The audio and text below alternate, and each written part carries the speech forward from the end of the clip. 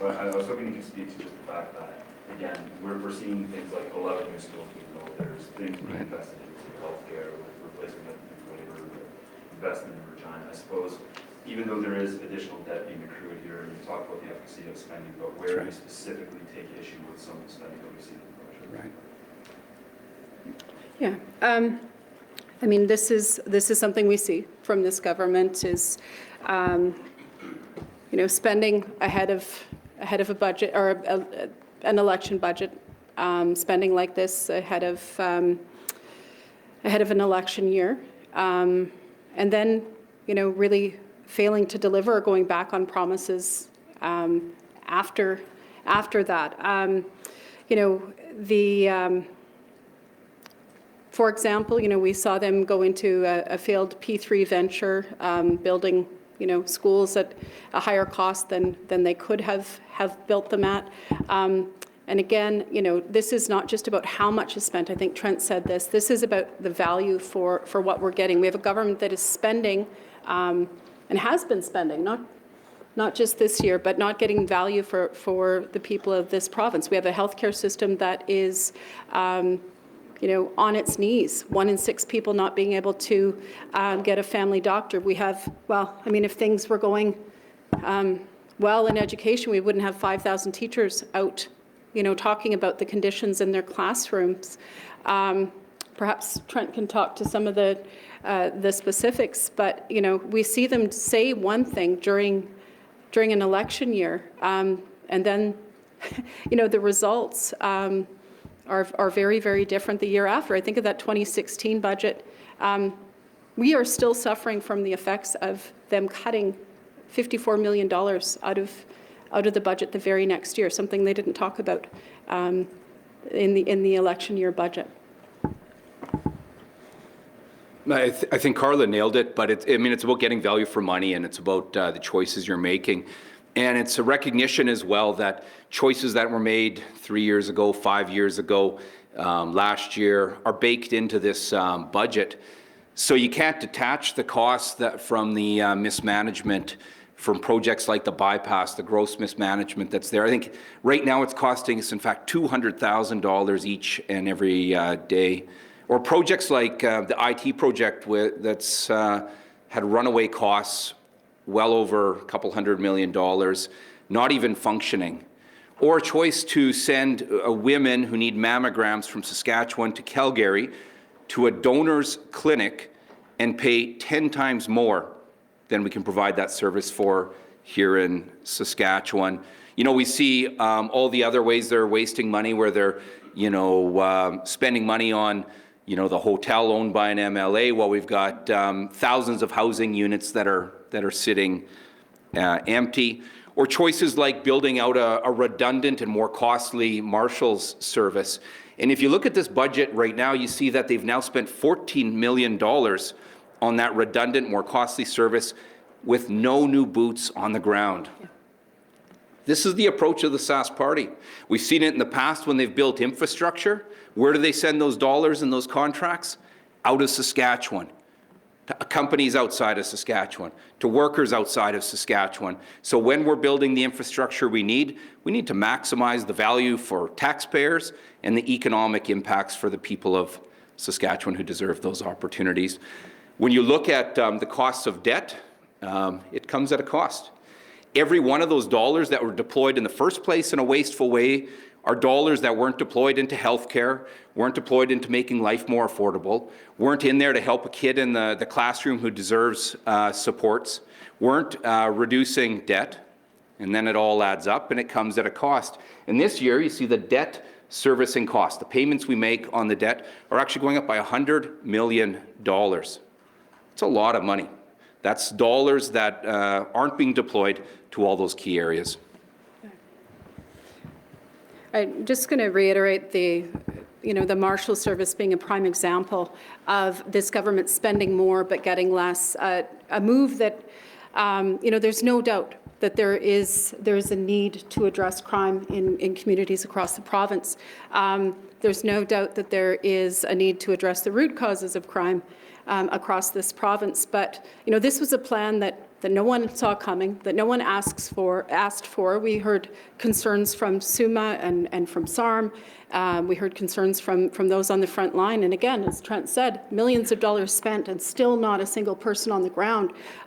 Why would we spend more for a redundant service instead of investing in the existing services that we have in the province and actually get more officers out sooner to communities? That's the kind of decision that we've seen from this government. Not consulting, spending more, and getting worse results for the people of this province. On that, what sort of concerns did you hear from SARM or SUMA? Concerns, as I addressed, that there would be, instead of putting money immediately into, the RCMP was looking at a $20 million investment, for example, immediately. A plan, a couple of years ago to invest in a force that would be up and operational in 2026. Concerns about, redundancy, whether it's having to pay for administrative costs or vehicles or equipment. Recruitment issues when we already, have concerns trying to staff positions within the existing forces, and a complete lack of consultation, which is the case in almost every sector when whether it's education or healthcare, policing. A government that likes to make spending announcements isn't so good at being accountable for the results, and is terrible at consulting with those who, they should be consulting with, like healthcare workers, teachers, school boards, when they're making those decisions. So the theme of this budget is classrooms, care, communities. So some of the main priorities in this was education, health, and community development. Do you think that their priorities should align in other areas? I think there is no better indication that this is an election year budget than them trying to slap care, communities, and classrooms on the front of that budget. This is a government that has frankly neglected all of those areas. A premier that's been in power for 6 years. The fact that they're only seeing fit to try to relabel the front of the budget in an election year, I think says all that people need to know. You should be able to trust, if these really are priorities for this government, that they are a priority every year and not just on the eve of an election. Yeah. You have one about things like healthcare and education rebuilding. What specifically do you think about that? Yeah. Well, I guess the reality is that under the Sask Party, our health system is really redlined. The challenge as well is that it's harder to fix when you're in that sort of a situation. We have a government that has disrespected and failed to listen to the advice of those on the front lines, our nurses, our doctors, our healthcare professionals and workers who have offered up solutions. Grow Your Own as but one example. People that are in the field as opposed to destroying the creative. Exactly, from the ground up, meaning from the grassroots, from those that are that living and knowing it and serving there every day. It's those people that we visited in the emergency rooms here in Regina with sure pride in their service, but that are so damn beaten and hurt, trying to deliver the services they know, or those teachers out here who. Yeah. Yeah, I just, another indication or another example of spending more and getting less, some of the numbers that the nurses have been bringing forward in terms of, or the CIHI numbers, how much we're spending on contract nurses, how much we're spending on overtime. Certainly long hours, the difficulty of the work is one of the factors that's burning nurses out. But if you listen to nurses, it's the disrespect. It's them being on the front line and seeing places where we could more effectively invest, where we could invest to get better patient care, but being ignored year after year. It's a pretty simple thing to commit to sit down with healthcare workers and to listen to them about why they're leaving the profession, why they're leaving the province, but also, they want to be part of those solutions about where we could better invest to get better outcomes for Saskatchewan people. Similar thing you hear in policing, similar thing you hear with teachers. And again, this is a government that spends more, gets less, and that's increasingly the case in healthcare, like the latest mammogram scheme where we're seeing 10 times what we could have done it in-house for here in Saskatchewan.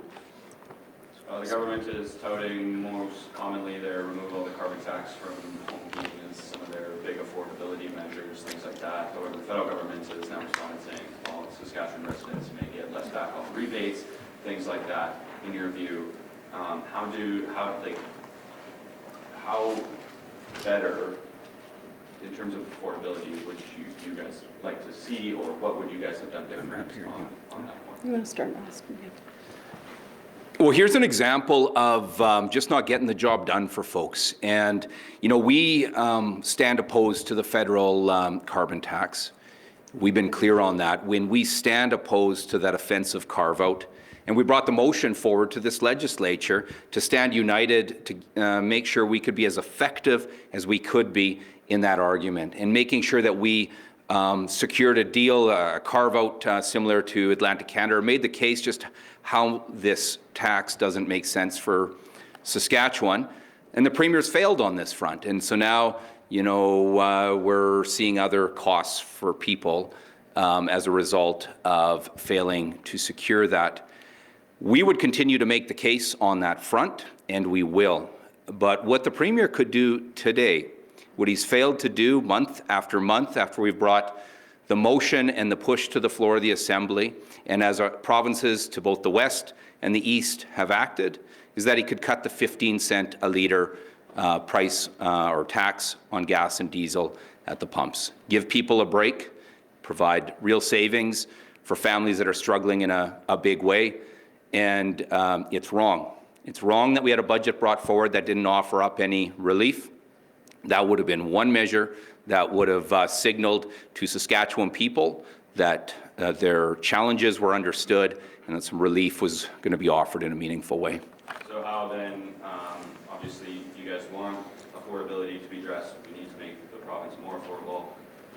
How would you do that while still achieving the things that are in this budget?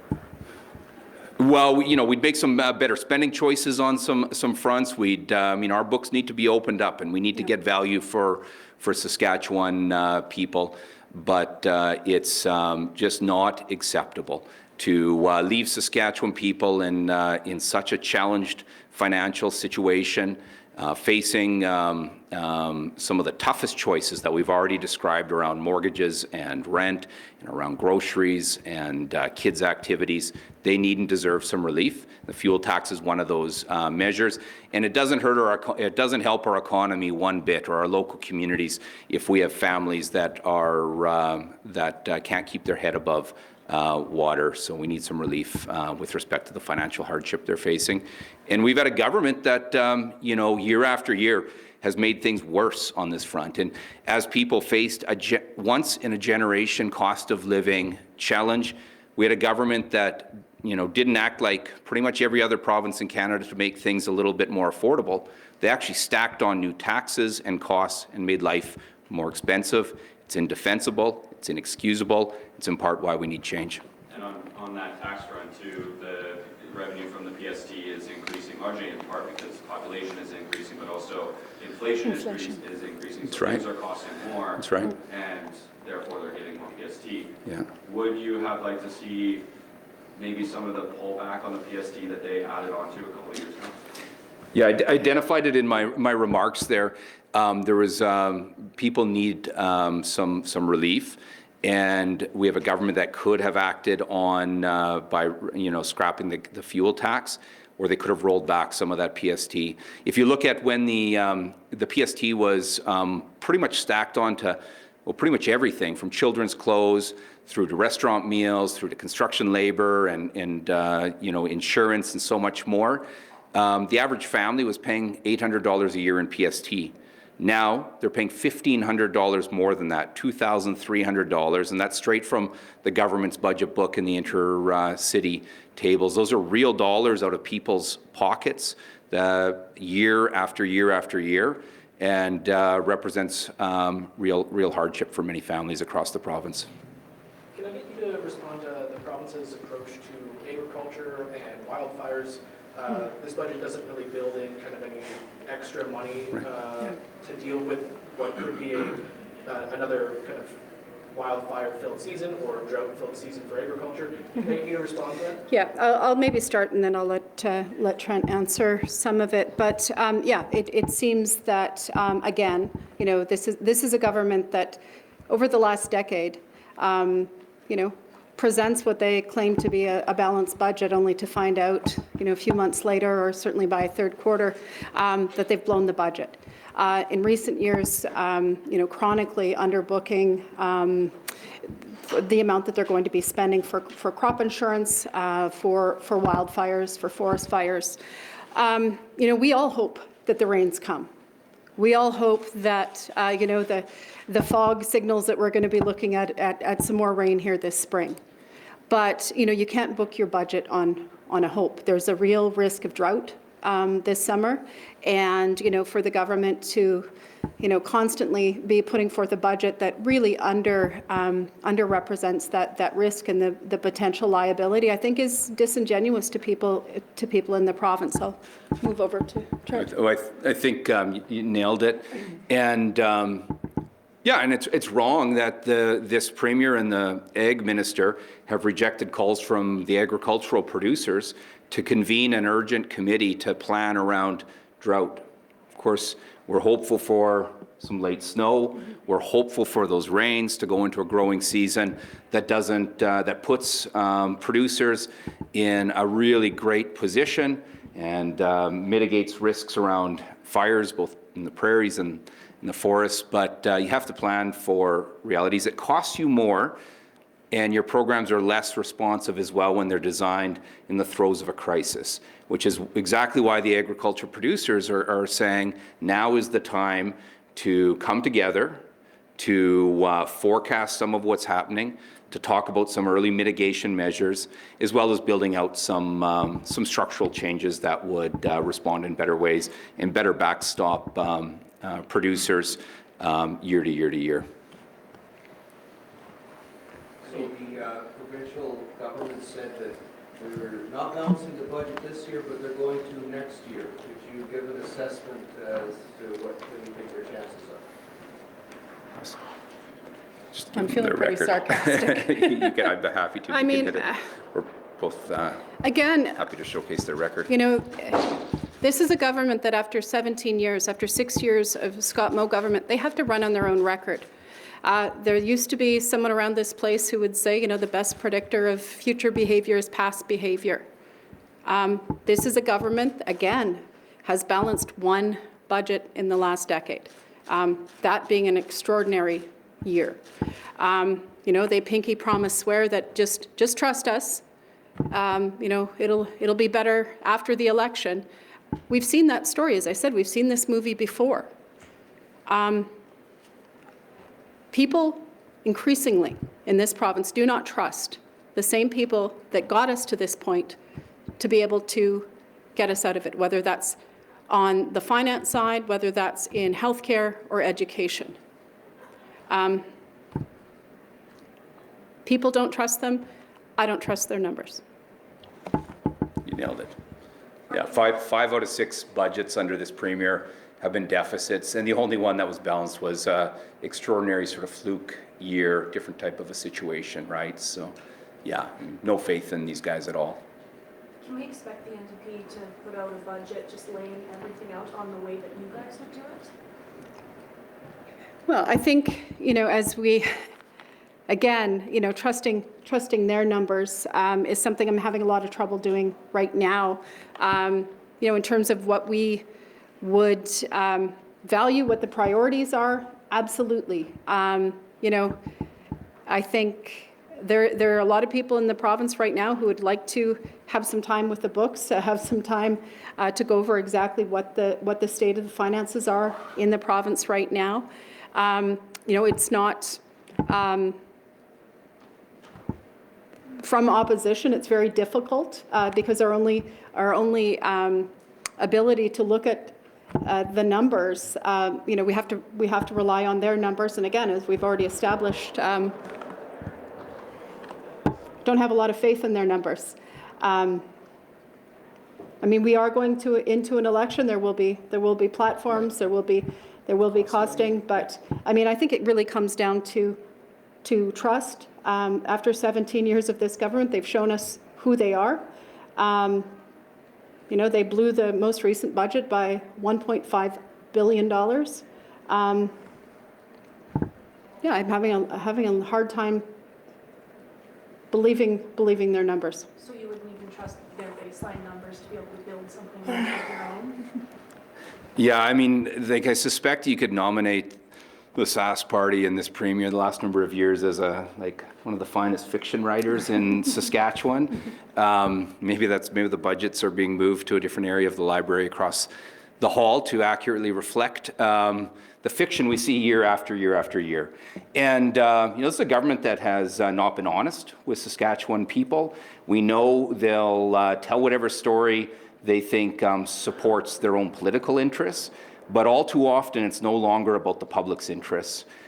We will be building out a fully costed platform and program going into the election that lays out those clear priorities.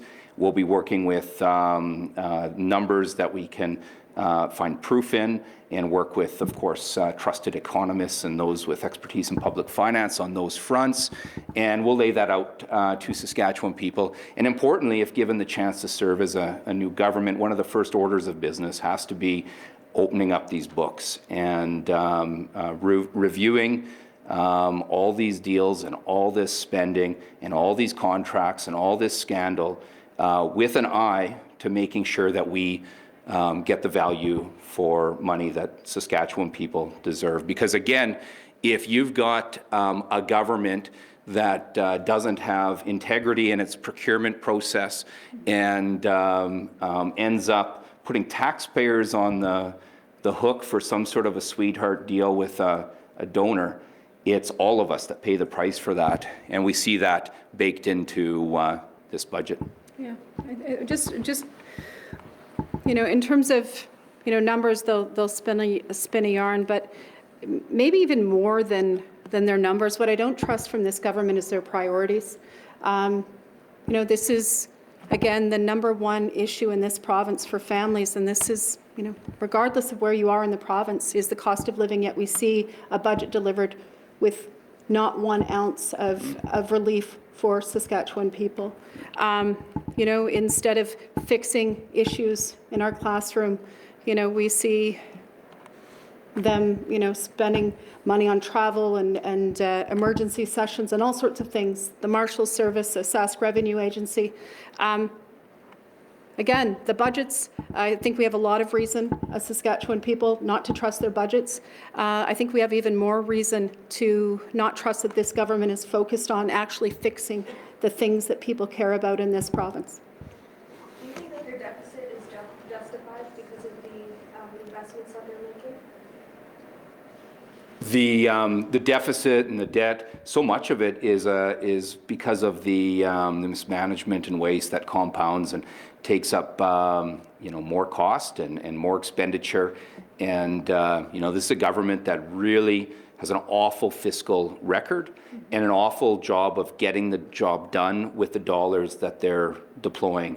So it's it's a question of honesty and trust. Can't trust them. They haven't been straight with folks. It's about priorities. What do you care about? Cost of living, not in this budget. That's wild. This is the number one issue that people are facing right now. And then when you bring about dollars, well, you need to get value for dollars. So you need to do that in a way that's going to have impact in healthcare or education. When you're going to build the infrastructure, we need schools and hospitals. need to make sure that those dollars don't all flow outside of Saskatchewan, outside of Canada, to companies and workers from outside of here. Let's get the value for taxpayers, and let's get the economic impacts that people deserve in the province.